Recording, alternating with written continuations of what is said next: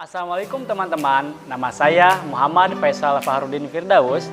Saya dari Prodi Pendidikan Bahasa Inggris akan menjelaskan tentang pengertian filsafat pendidikan dan filsafat Pancasila secara singkat. Pengertian filsafat pendidikan dapat diartikan sebagai ilmu yang menelaah pertanyaan yang muncul, lalu dari pertanyaan ini akan dicarikan jawaban, solusi, dan hikmahnya. Dipandang dari landasan filosofisnya, filsafat pendidikan ilmu yang menjiwai landasan filosofis. Maka, tidak semua orang memahami jika landasan dasar filosofis menelaah secara komprehensif atau luas konseptual tentang religi, bahkan sampai menelaah secara radikal atau secara mendasar. Itu sebabnya banyak masyarakat umum yang memandang bahwa ilmu filsafat pendidikan adalah ilmu yang menyesatkan. Padahal tidak mutlak seperti itu. Itu hanyalah sebuah perspektif atau pandangan seseorang terhadap hal yang ia tidak ketahui. Contohnya, jika seseorang membicarakan suatu isu atau topik, maka kita harus melihat siapa orang yang sedang membicarakan topik atau isu tersebut. Apakah ia seorang masyarakat umum atau ia seorang akademisi yang memang bergulat di bidang itu. Filsafat pendidikan juga memiliki peran penting di dunia pendidikan, di mana filsafat pendidikan bertujuan dalam mengembangkan potensi dan kemampuan peserta didik dalam banyak hal, mulai dari mengembangkan potensi fisik, cipta, dan karya. Tentu saja, tujuan akhir dari semua pembelajaran filsafat pendidikan diharapkan membantu dalam mewujudkan pribadi yang seimbang dan mampu mewujudkan cita-cita yang peserta didik miliki. Singkatnya, filsafat pendidikan adalah ilmu yang akan mempelajari ilmu di dunia pendidikan. Pada dasarnya, filsafat pendidikan memiliki tinjauan yang amat luas.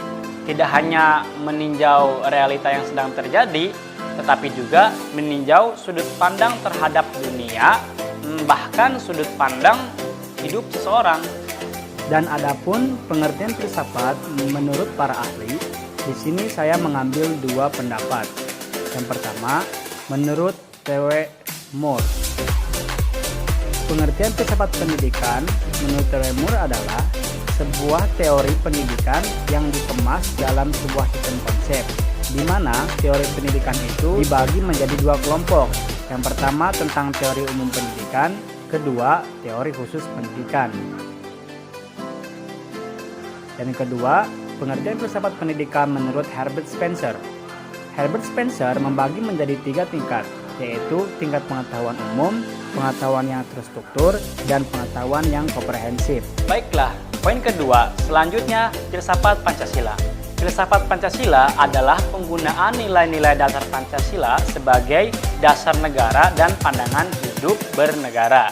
Sementara itu, pada hakikatnya, Pancasila memiliki sistem nilai yang didapat dari pengertian nilai-nilai dasar luhur kebudayaan bangsa Indonesia. Dari unsur-unsur kebudayaan tersebut berakar dan mengalir sehingga membuat secara keseluruhan menjadi terpadu dan menjadi kebudayaan bangsa Indonesia.